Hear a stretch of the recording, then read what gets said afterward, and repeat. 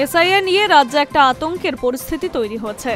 বিজেপির এসআইআর ষড়যন্ত্রের ফলে ভয়ে উদ্বেগে বেশ কয়েকজন আত্মহত্যাও করেছেন বলে অভিযোগ তৃণমূলের। এই পরিস্থিতিতে মঙ্গলবার জোড়াসাঁকোর সভা থেকে তৃণমূলের সর্বভারতীয় সাধারণ সম্পাদক অভিষেক বন্দ্যোপাধ্যায় জানিয়েছিলেন, চিন্তার কোনো কারণ নেই, তৃণমূলের লিগ্যাল সেল পাশে থাকবে, যে কোনো সমস্যায় তারা সহযোগিতা করবে। সেই মতোই পদক্ষেপ গ্রহণ করা হলো। জানা গিয়েছে, চলতি মাসে 10 দিন রাজ্য জুড়ে জনসভা করবে তৃণমূলের লিগ্যাল সেল। এক্ষেত্রে বাড়তি নজর দেওয়া হবে উত্তরবঙ্গ ও শুভেন্দু অধিকারীর জেলা পূর্ব মেদিনীপুরে। জানা গিয়েছে, আগামী 11 তারিখ কলকাতা থেকে শুরু হবে কর্মসূচি।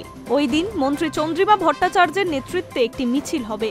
তারপর দুপুর 3টে দরিনা ক্রসিংয়ে হবে জনসভা। জানা গিয়েছে, অভিষেক বন্দ্যোপাধ্যায়ের নির্দেশের পরেই প্রস্তুতি শুরু করে তৃণমূলের লিগ্যাল সেল। আগামী 11 থেকে 20 নভেম্বর পর্যন্ত রাজ্যের বিভিন্ন জেলায় ঘুরে ঘুরে জনসভা করবে লিগ্যাল সেল। বিজেপির এই চক্রান্তকে প্রতিহত করতে জনসাধারণকে প্রয়োজনীয় আইনি সহায়তা প্রদান করবে তৃণমূল। প্রসঙ্গত, রাজ্যে এসআইআর চালু হয়েছে প্রায় 10 দিন আগে। ট্রেনিং শেষে বাড়ি বাড়ি গিয়ে ফর্ম বিলি করতে শুরু করেছে বিএলওরা।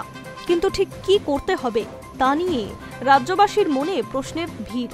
নথিতে সামান্য ভুল থাকা সত্ত্বে প্রায় সকলকেই ভাবতে হচ্ছে, এবার কি ঘর ছাড়তে হবে?